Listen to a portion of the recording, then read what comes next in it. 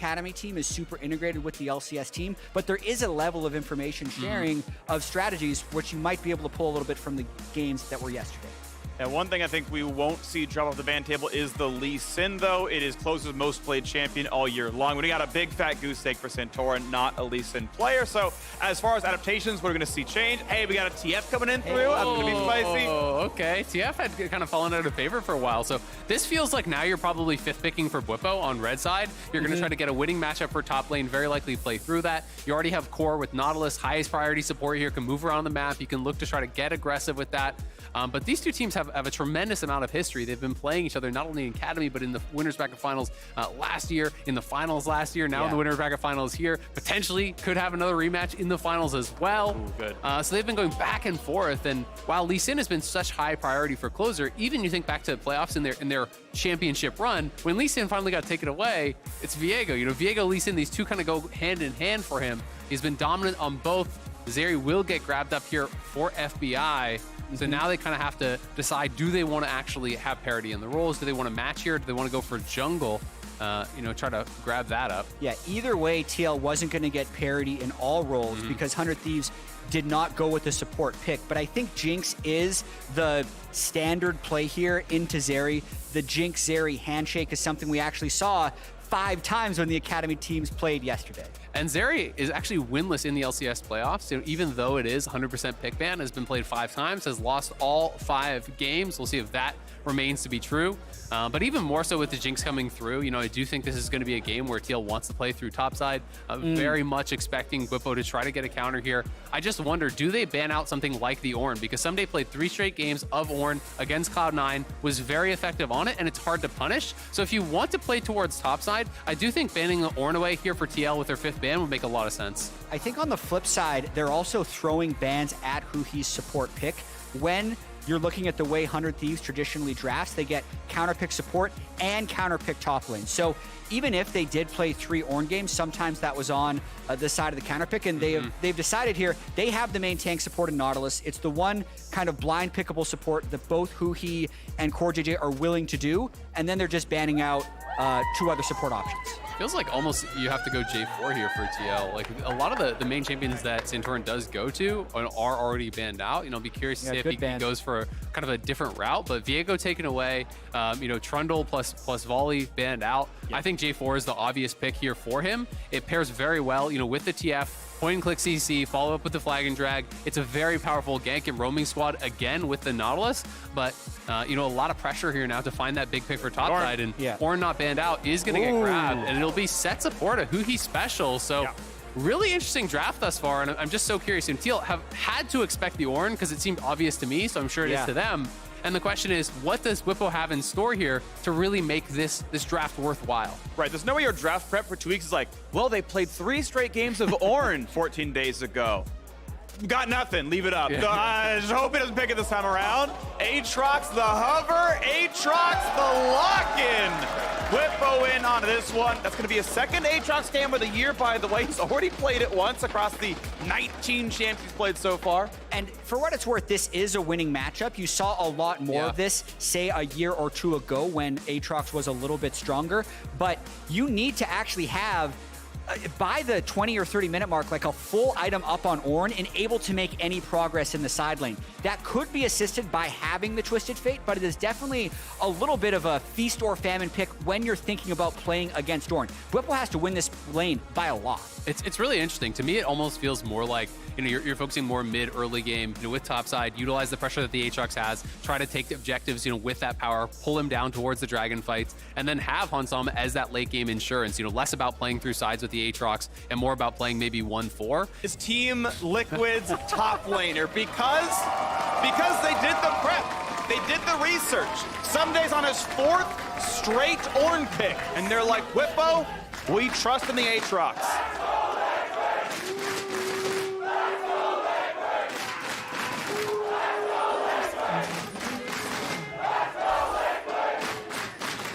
Team Liquid brings out the cheer squad. 100 Thieves gonna try to match that in game 2. I don't know if they have what it takes though. TL brought a lot of people. They're rolling deep.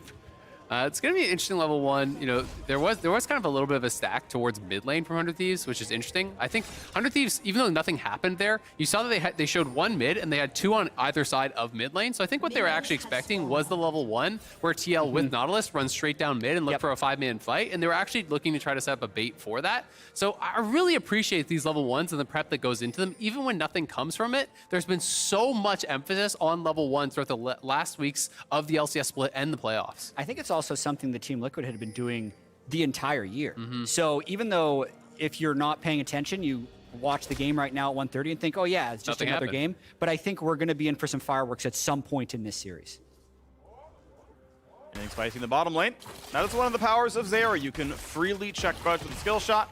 Nothing goes on, not going to be a problem down there. Gonna wait to see what actually comes through with, keep in mind this is Glacial Ignite set, so definitely plenty of damage out there. Exactly the same runes, even the same spots for the summoner spells. Wow, very similar supports down there. Yeah, Huhi and CoreJJ also really love pushing limits early on in lane phase. More so in scrims than on stage, but I mean, you could see level 1 and level 1, they're just willing to trade very early on. So expect some fireworks here. And you saw Huhi actually juke up towards the anchor. They're gonna trade back and forth. Huhi, of course, plenty of regen. Keep in mind that set gets some free health regen when he gets low, or he eats his first potion there as well. But you know, wanted to tank the hook, make sure it doesn't go on to his AD carry. Try again. There's gonna be enough damage. He's just gonna die. Huhi just does not respect the anchor and sleep with the fishes in the mid lane. It won't be lethal damage to Bjergsen, but decent poke. Yeah, 100 Thieves, they wanted to try to fight for level 2 there, and it felt like they just weren't on really the same page. Huhi was fully committing to it. FBI was kind of backing off there.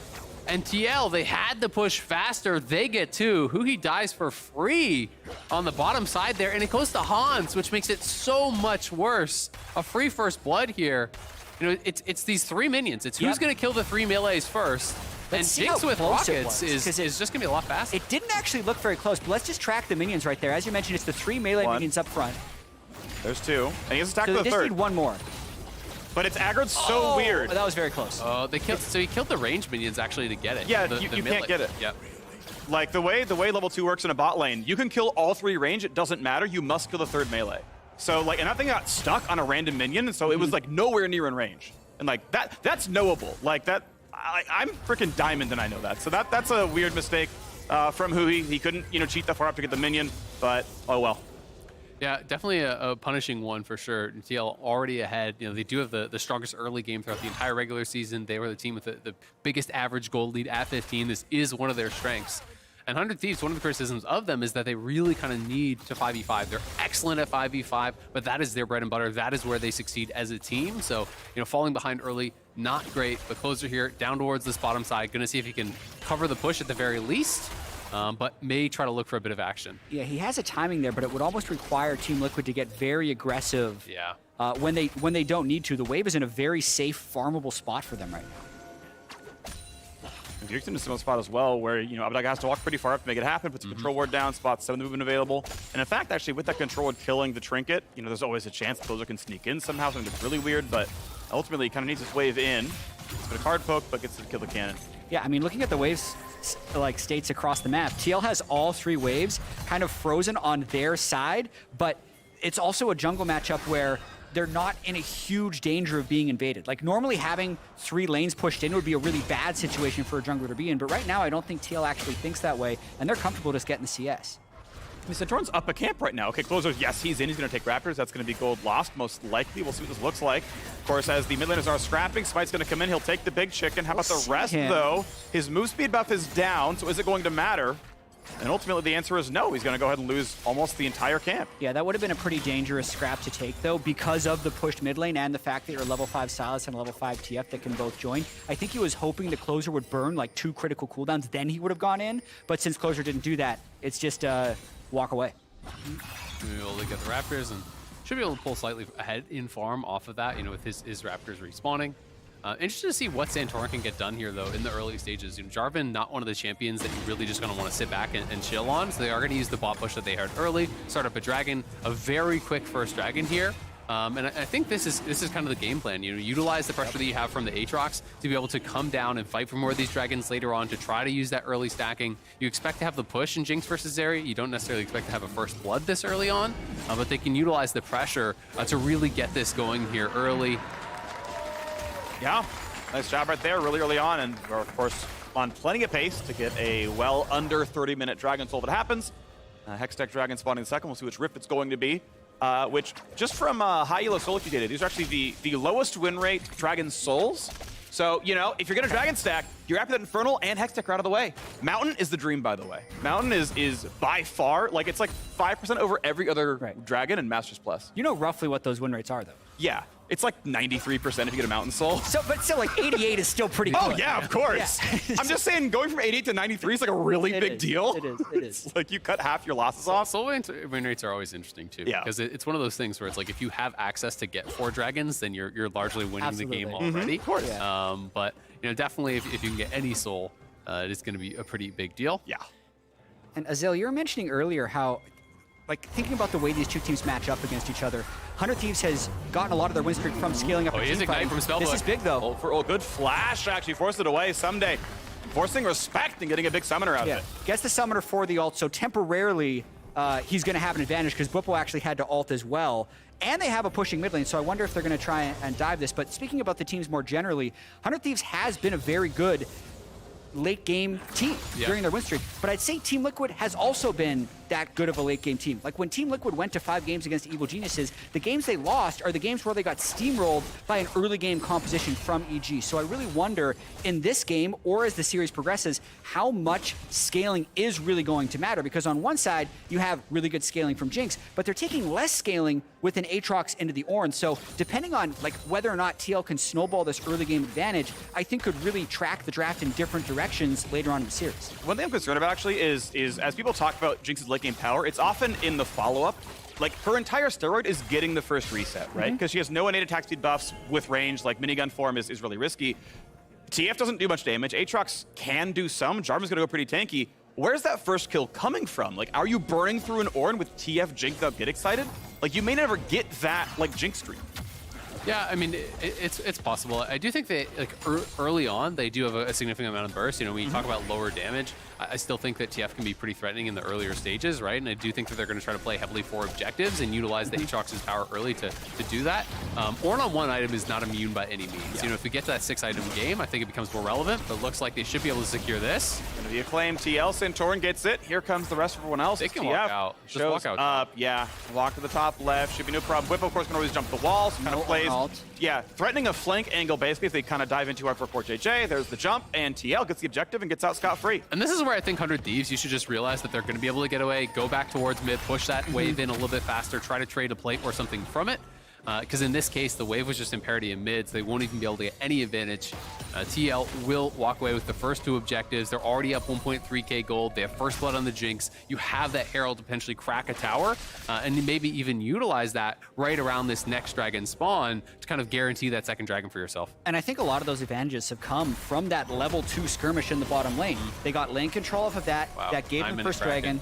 They were first to move up into the top lane towards the Rift Herald, partially because they had that bottom lane advantage. And now, this is something Hans Sama is extremely good at, is taking that one small advantage and finding the right timings to buy items. Right after the roam to Rift Herald, perfect gold to get Kraken. He doesn't even have boots yet, but no one is going to be able to duel him while he has this item. He's so far ahead of the curve for first Mythic. Yeah, absolutely. It's going to be very difficult to actually get onto him. They do have quite a bit of peel as well. You know, 3 frontliners in front of them, you know, gold cards to kind of pick.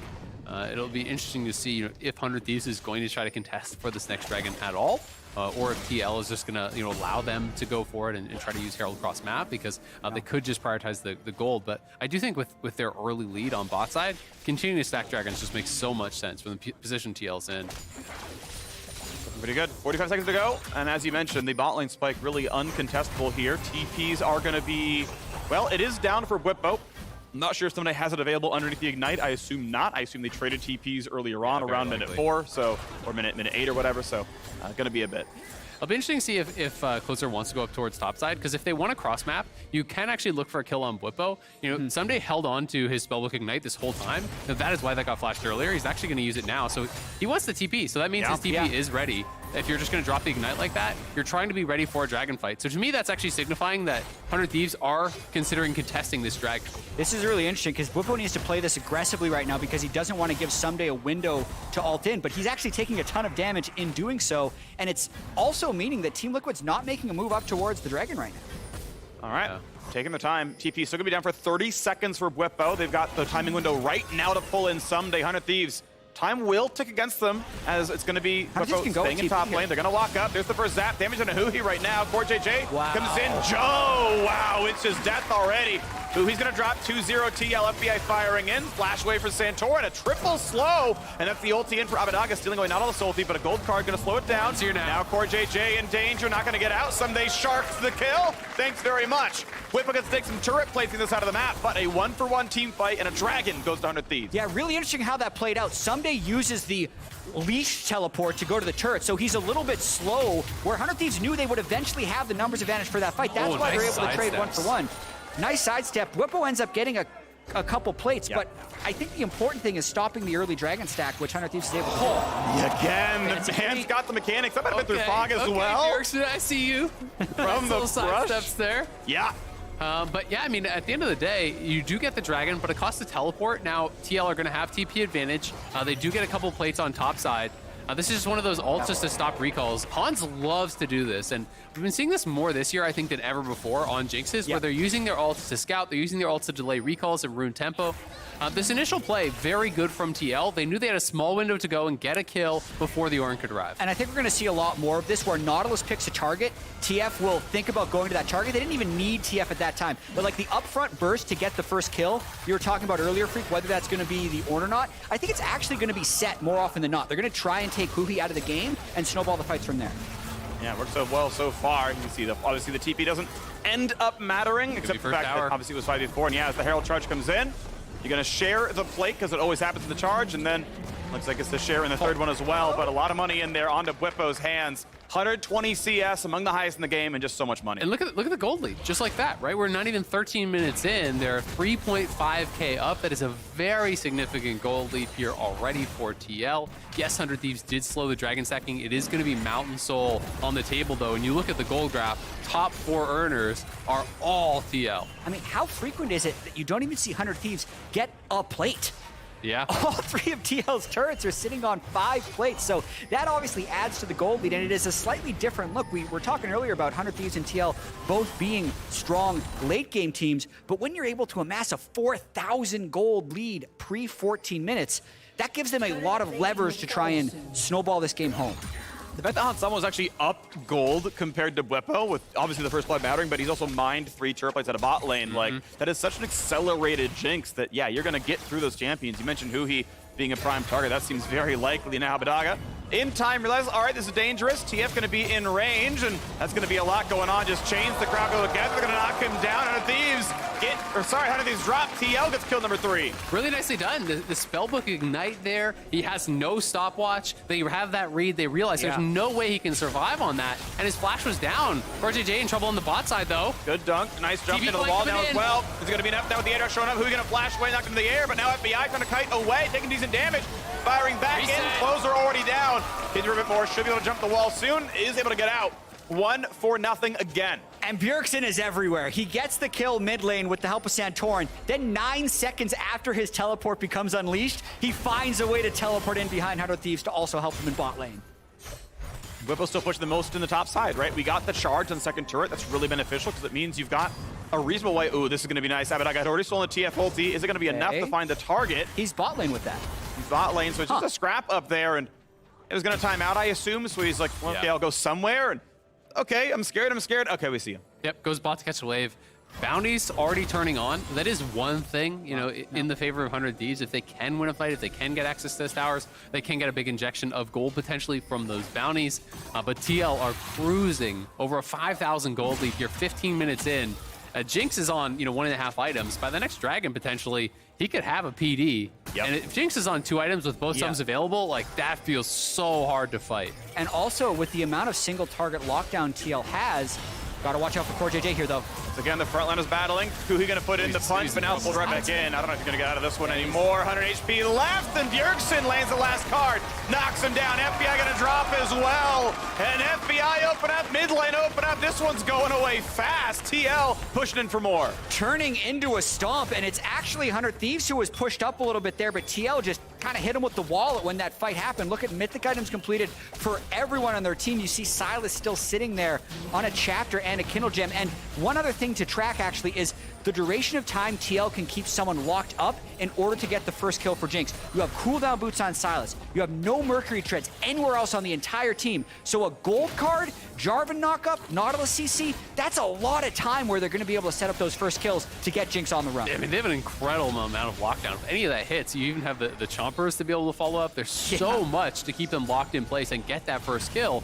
And, you know, it's like you were talking about later in the game, Freak, I do agree. It's very hard to kill off the Ornn, but in the early and mid-game stages, when you're on 1-2 items, like rapid-fire gold card, all you're burst into one target, that person just dies, and that's what we've been seeing so far. Now a 7,000 gold lead, absurd. This early, TL are just stomping 100 Thieves in game number 1. 100 Thieves are going to go topside, not contest the dragon, because they say, all right, let's get a bounty top. Let's take down this tower, stack 4-man top. If one person comes to answer, you get a kill, you get the tower, you try to get some sort of gold back in your pockets, because they need to slow the bleeding here and fast. Yeah, the Ornn's the only one unkilled. Everyone else is definitely a squishy target, and they're just getting caught out constantly. And it turns out that, yeah, you've got a great pressing bottom lane. You've got a lot of early pressure, and that early pressure is pushing through. So 100 Thieves getting picked off so often. I think TL is just going to try and stop them from even getting this objective bounty. 100 Thieves, it's a chance to come back, but there's the TF. They see them all. Full vision. What's going to happen now, TP? Yes, indeed. And it's going to retreat so far, but Naga trying to get away from Bjergsen. Happen to isolate that. They find the stun. Santorin's going to flash in for the rest of it. There's the dunk, a flash to safety.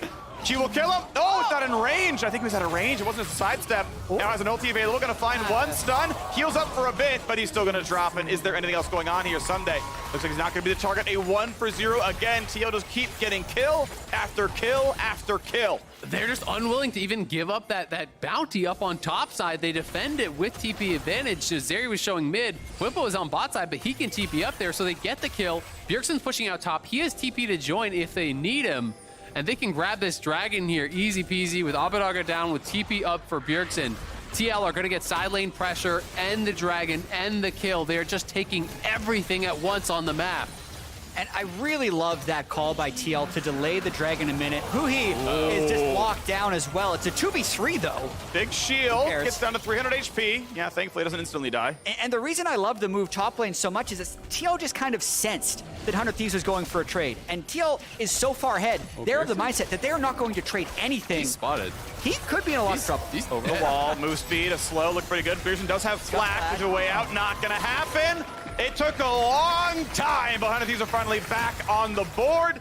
Gold goes to FBI. That was a little bit of a cocky play. I mean, they're making a push on bot side with Herald, so maybe he thought 100 Thieves would be responding to that and allow him to get that blue buff for free, so wanted to try to, you know, make that read. He does get the push and actually almost took out the tier 2 top as well. They do get tier 2 bot.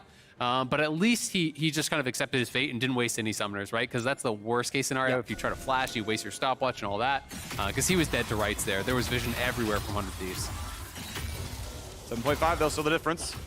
And there wasn't much of a kill bounty. Of course, only 2 kills in the TF, but gonna try for the objective. Getting it done decently, spamming objectives for some attack speed.